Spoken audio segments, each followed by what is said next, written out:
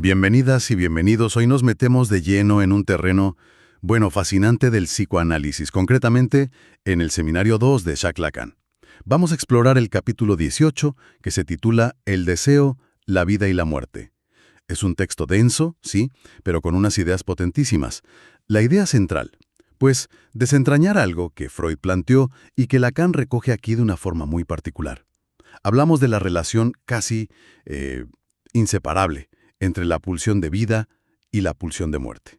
Y aquí viene lo fuerte, ¿no?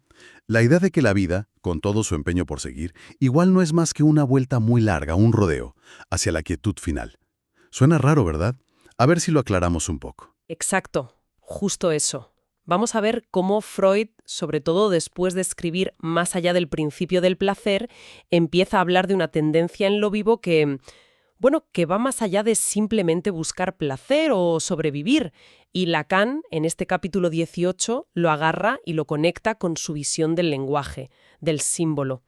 Es meterse en las fuerzas profundas que nos mueven, ¿sabes? Pues preparaos porque esto puede chocar con muchas ideas que damos por sentadas sobre por qué hacemos las cosas. Normalmente pensamos, la vida es afirmarse, buscar el bienestar, adaptarse, seguir adelante.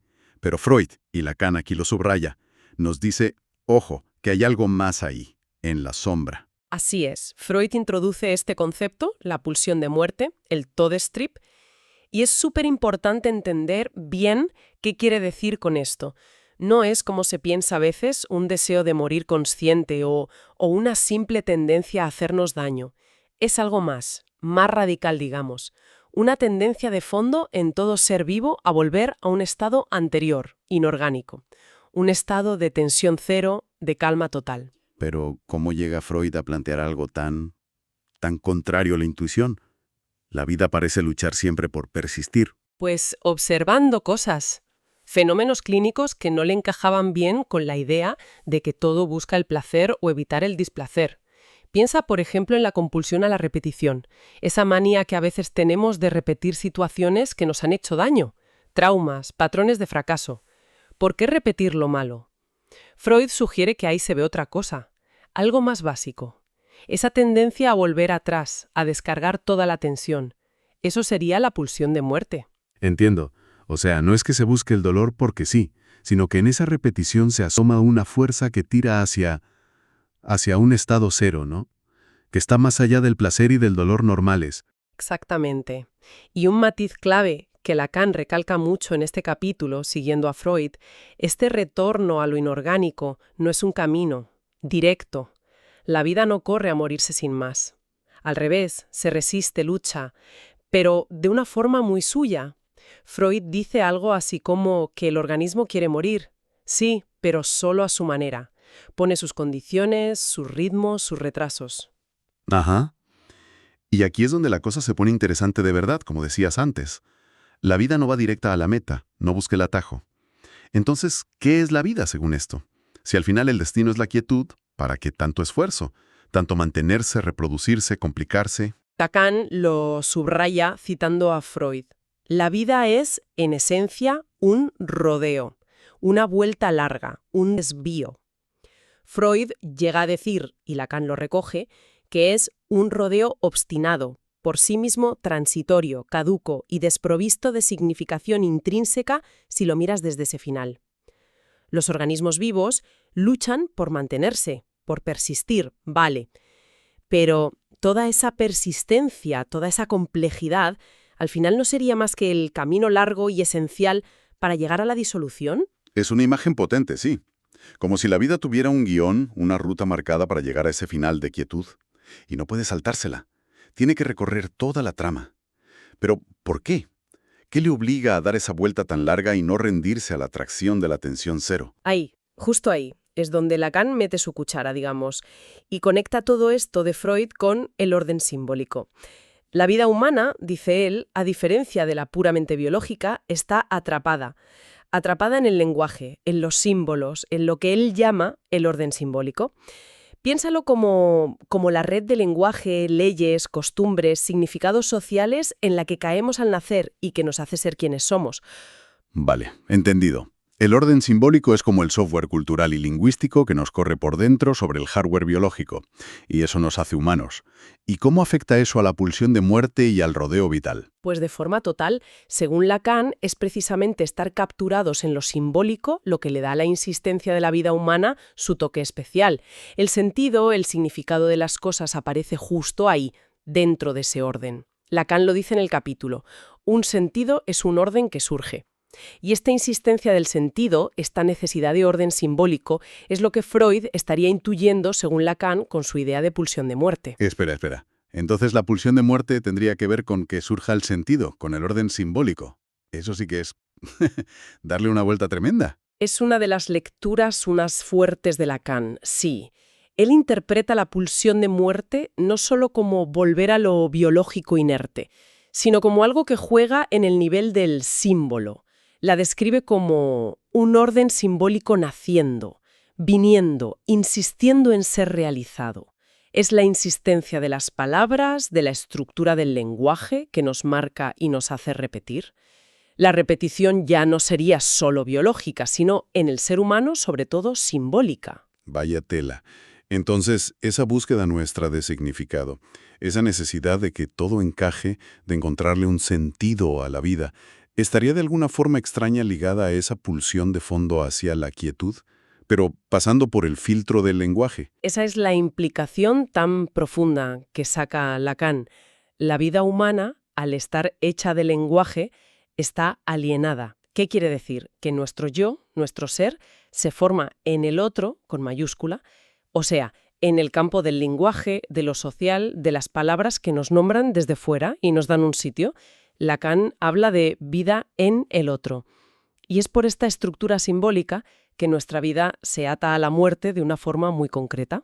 ¿Y los rodeos de los que hablábamos? ¿Dónde quedan ahí? Pues esos circuitos cada vez más amplios y apartados que da la vida, esas vueltas que son nuestra existencia, serían, desde este punto de vista, desvíos impuestos por elementos de fuera, justo por ese orden simbólico que nos atrapa.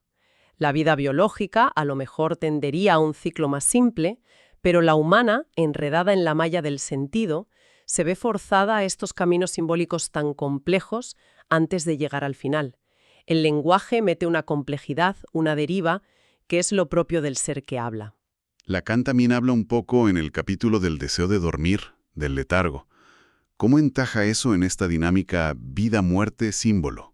Parece algo más cotidiano. Sí, es un punto muy sugerente. Lacan recoge esa idea de Freud de que la vida solo sueña en morir, como si el estado más básico, el estado por defecto, fuera el letargo, la mínima tensión. Un reposo cercano a ese estado inorgánico de tensión cero. El deseo de dormir, esa necesidad que tenemos a veces, casi irresistible, de desconectar, pues se puede leer como una muestra de esa tendencia de fondo a la quietud. Es como volver, un ratito, temporalmente, a un estado de menos tensión. Un descanso de la complicación y el esfuerzo de estar despierto y metido en lo simbólico. O sea, que estar despierto, activo, metido en el mundo y en el lenguaje, ¿sería en realidad lo que cuesta esfuerzo? ¿Una desviación del estado natural de reposo? Para sacar al ser vivo de ese letargo que preferiría y meterlo en el ritmo del mundo, en la vigilia. Usa una frase fuerte: traicioneramente hay que sacarlo de ahí. Esto apoya la idea de que la actividad vital, la insistencia de la vida, consciente y simbólica, no es el punto de partida, sino una desviación compleja, algo que se mantiene con gasto de energía, psíquica también, como una excitación sobre un fondo de quietud que se desea.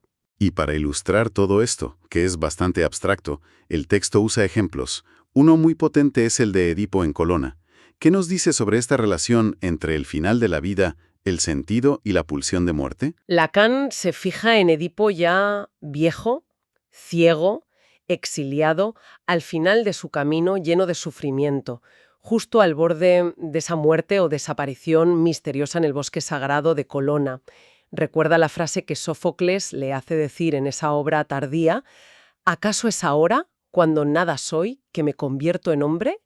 Es un momento de anulación casi total, de estar en lo más bajo. ¿Y cómo lee Lacan ese momento? ¿Qué significa para él? Pues lo lee como el punto álgido, el momento donde la historia de Edipo, su tragedia, su destino marcado por lo simbólico, el oráculo, la ley, cobra todo su sentido. Es como una realización final que pasa justo ahí, cerca de la nada, de la disolución. Lacan conecta esa asunción total del ser de Edipo, el cierre de su camino simbólico, con la muerte inminente, con el no ser. Es como si el sentido último de una vida marcada por las palabras solo pudiera cerrarse, completarse en el instante de borrarse, cuando el largo rodeo vital termina y se topa con esa pulsión de muerte ya articulada en lo simbólico. O sea que el final no es solo que se acabe la biología, sino el momento en que el camino simbólico se completa y significa algo definitivo, justo al borde de desaparecer. Uf, profundo. Y luego, de una forma un poco inesperada, mete una agudeza, un chiste, sobre no haber nacido. ¿Qué pinta eso ahí? Parece un cambio de tono total. Sí, sí. Analiza un witz, un chiste judío, que juega con la idea de que más valdría no haber nacido. La gracia del chiste, como lo cuenta, se basa en un cálculo de probabilidades absurdo, como solo nace uno de entre miles que podrían haber nacido. Tenías pocas papeletas, así que estadísticamente mejor no haber nacido. Lo ingenioso, dice Lacan, no está en la lógica, que es ridícula, claro, sino en cómo el lenguaje juega ahí, justo en el límite de la existencia. ¿En qué sentido juega en el límite? ¿Qué quiere decir con eso? Pues que el chiste roza esa idea impensable de la unidad antes de ser, del estado de quietud total previo a la vida, del no ser. Y lo hace jugando con las palabras, manipulando el orden simbólico. La risa que provoca viene, según Lacan, justo de esa cercanía vertiginosa entre nuestra existencia, ahora mismo, y la idea radical de que el no ser podría ser mejor. Anula por un momento nuestra condición de existentes, con un truco verbal. Entiendo. Es como si el lenguaje nos dejara asomarnos a ese abismo del no ser, del antes de la vida, que es también hacia donde apunta al final la pulsión de muerte. Exactamente. El witz, igual que los sueños o los lapsus al hablar, funciona en esa zona fronteriza donde la palabra, el orden simbólico, toca lo real del deseo y la muerte. Muestra cómo el lenguaje puede jugar con la presencia y la ausencia básicas que nos forman. Lacan lo conecta también con otro chiste, el del pastel no pagado, para ilustrar cómo cualquier intercambio simbólico, hasta uno que parece crear algo de la nada, como un chiste, siempre parte de un orden que ya está ahí. Un punto de partida aceptado en el círculo del lenguaje. Es otra forma de ver cómo este orden simbólico estructura nuestra relación con la nada y la existencia. Y esos son los temas centrales al hablar de la pulsión de muerte. Recapitulando un poco, entonces, al meternos en este capítulo 18 del Seminario 2, la visión que sale de la vida, filtrada por Lacan desde Freud, es bastante más compleja y quizás más oscura de lo que solemos pensar. No es solo la vida luchando contra la nada. Efectivamente, lo que se dibuja es una vida humana, atravesada desde la raíz por una tendencia de fondo hacia la quietud, hacia volver a un estado inorgánico o de tensión cero. Pero, y este es el punto clave, a esa quietud no se llega de cualquier manera, sino justo a través de los caminos largos, complicados y obstinados de la propia vida. Y en nosotros, los que hablamos, esos caminos están marcados a fuego por el orden simbólico. El lenguaje, la cultura, la estructura social no son solo un decorado, sino que son la ruta misma de ese rodeo vital. La insistencia de la vida humana es la insistencia del sentido, de la cadena de significantes. Correcto. Entender esta dialéctica tan enrevesada entre vida, muerte, deseo y símbolo nos obliga a repensar muy a fondo qué significa estar vivo y cuáles son las fuerzas que de verdad mueven al ser humano. No somos solo organismos biológicos adaptándonos. Estamos metidos, hechos por una estructura simbólica que ya estaba antes que nosotros, que nos da forma y que ata nuestro ser a nuestro final de una manera única, inevitable. La pulsión de muerte, leída por Lacan, está pegada a la estructura misma del lenguaje y a la repetición que nos impone. Es ese orden simbólico, naciendo, viniendo, insistiendo en ser realizado. Las implicaciones son enormes, claro. Esto podría dar una luz diferente sobre cosas como la angustia, quizás como sentir esa tensión de fondo, o la compulsión a la repetición que decías al principio, o incluso sobre qué es la creatividad, como formas de jugar con este circuito simbólico.